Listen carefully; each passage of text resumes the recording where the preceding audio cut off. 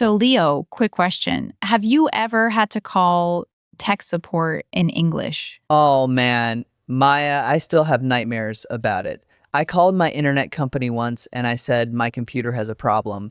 And the guy on the phone just said, okay, what kind of problem? And I froze. I had no idea how to describe it. That is such a classic moment. And you know what? My computer has a problem is exactly what I want to talk about today because that phrase, it's not wrong exactly. Uh-oh. I feel like I'm about to find out I've been saying this wrong for years. You're not alone. Almost every learner starts with that phrase. But here's the thing, it tells the other person almost nothing. It's like calling a restaurant and saying, the food has a problem. Okay, but what kind of problem? Is it too salty? Is it cold? Is there a bug in it? Okay, I definitely would not want a bug in my food. Exactly. So today we're going to give you 3 exact phrases that natives use when they describe a tech problem. These are the phrases you'll hear in every single tech support call in English. And by the end of this episode, you will never say my computer has a problem again. I'm ready. Let's do this. All right, let's start with the most common situation. Your computer or your phone or your app just stops working. The screen is frozen, you click and nothing happens. How do you describe that? I would probably say, my computer isn't working. That's better. That's actually much better than has a problem. But natives have an even more specific phrase. Ready? Hit me. It's not responding. It's not responding. Say that again. It's not responding. responding. Not responding. This is the number one phrase for when a device is frozen or stuck. You click, you tap, you press a button, and nothing happens. It's not responding. Okay, I like this. So instead of my computer has a problem, I say my computer is not responding. Or even more natural, just say it's not responding. Because in context, we already know you're talking about your computer or your phone. Right.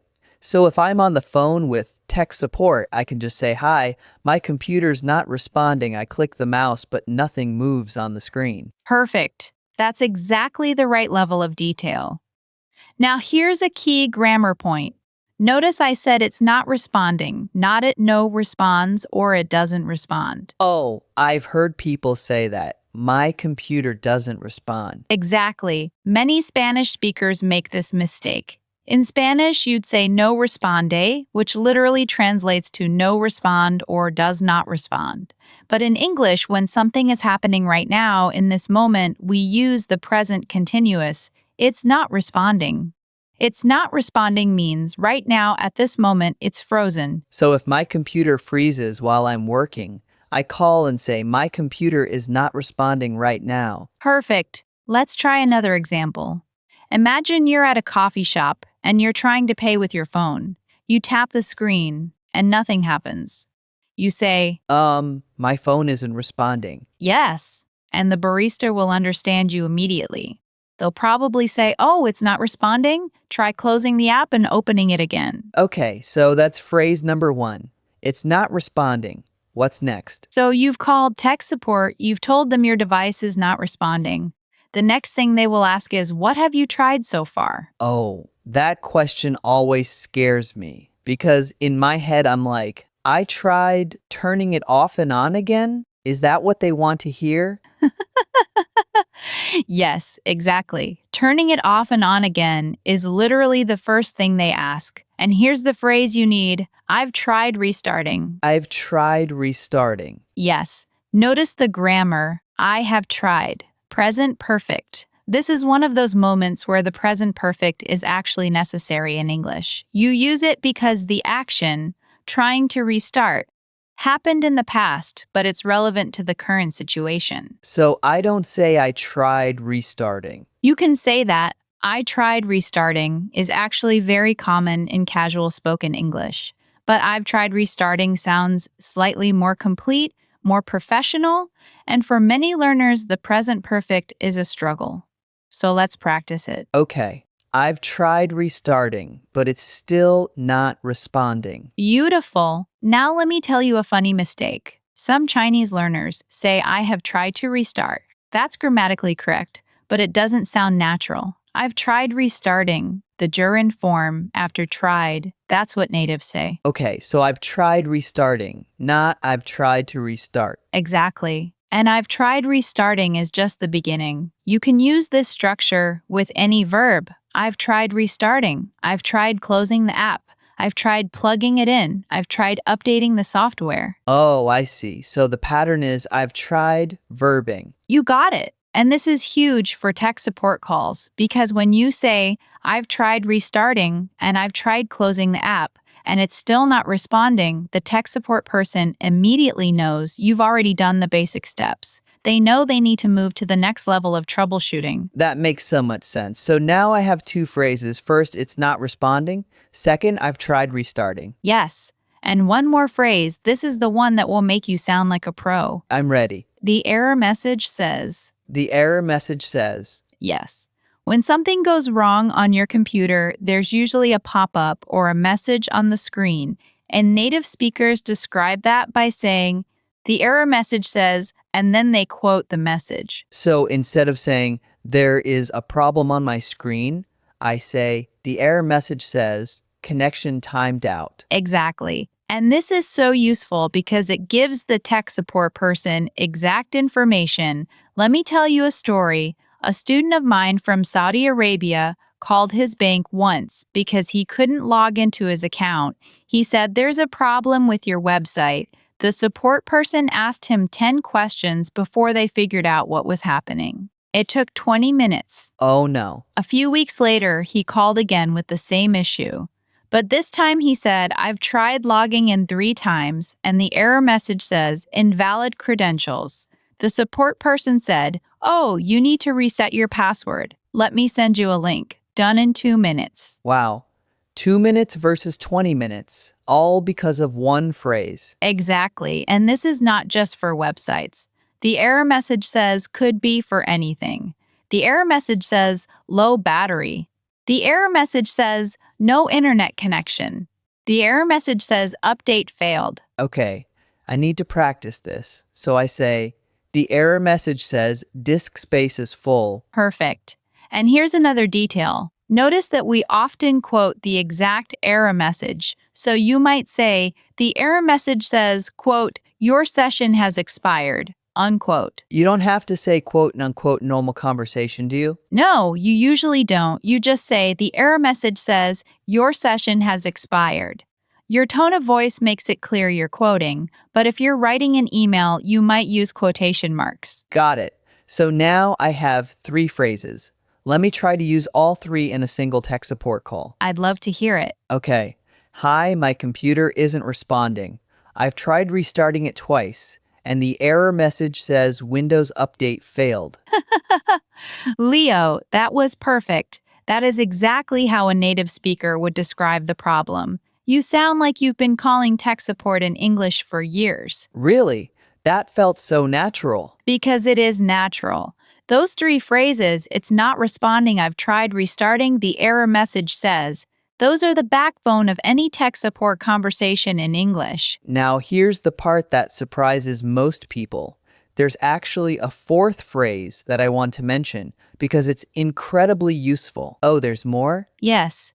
Sometimes the problem isn't that the device is frozen. Sometimes the problem is that something is happening that you don't want to happen. For example, your computer is restarting by itself, or a pop-up keeps appearing, or the fan is making a loud noise. How do I describe that? The phrase is, it keeps verbing. It keeps restarting. Yes, it keeps restarting. It keeps crashing. It keeps showing an error message. This structure is so common in everyday English. It keeps verbing.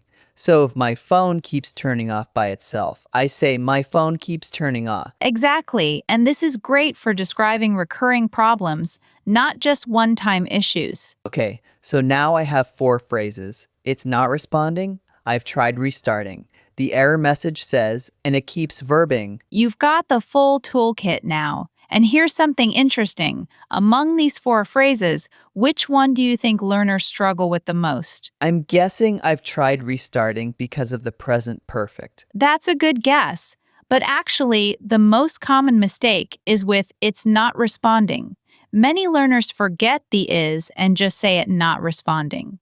Or they say it doesn't respond. Oh, Arabic speakers often drop the verb to be because Arabic doesn't have it in the present tense. So they might say it not responding instead of it's not responding. That's exactly right. And for Korean learners, the word order can be tricky. In Korean, the verb comes at the end of the sentence, so learners might say computer not responding is instead of the computer is not responding. So we all have our own challenges, but the solution is the same. Practice the phrase until it becomes automatic. Exactly. And I want to give you one more piece of advice. When you're on a tech support call, the person on the other end is not testing your English. They want to help you. So if you make a mistake, don't worry. Just use these phrases and you'll be understood. That's reassuring. Okay, Maya, I have a question.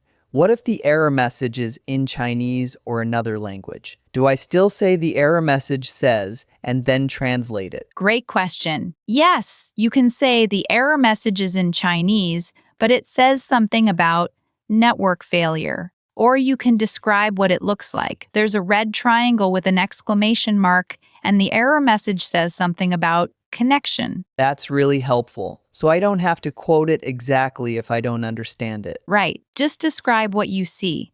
Tech support people deal with this all the time. Okay, before we finish, I want to do a quick practice round. Can you give me a scenario and I'll respond using one of the phrases? Absolutely. Scenario 1, you're at an ATM. You put your card in, and the screen just stays blank. Nothing happens.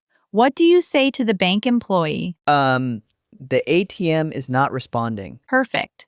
Scenario 2, you've already tried turning the ATM off and on, but it's still blank. What do you say? I've tried restarting it, but it's still not responding. Excellent.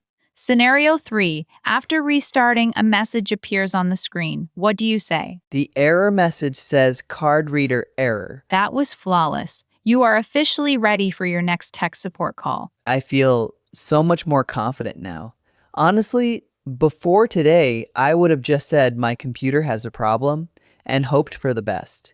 Now I have actual phrases to use. And that's the whole point of Speak Like a Native. Not just learning English, but learning the English that actually works in real situations. If this episode helped you, please subscribe. We drop new episodes every day, and each one will give you real phrases you can use immediately. Hit that bell so you don't miss tomorrow's episode. And I want to give you a challenge. The next time something goes wrong with your phone, your computer, or any device, try using one of these phrases. Say it out loud. Even if nobody's listening, the goal is to make it feel natural. Great challenge, Leo. And if you want extra practice, leave a comment describing a tech problem you've had. Use at least one of today's phrases. We'll read some of them in a future episode. Remember, the difference between my computer has a problem and it's not responding, I've tried restarting. That's the difference between being helped in 2 minutes and being helped in 20 minutes. Speak Like a Native, episode 54 in the can. I'm Maya. And I'm Leo. See you tomorrow.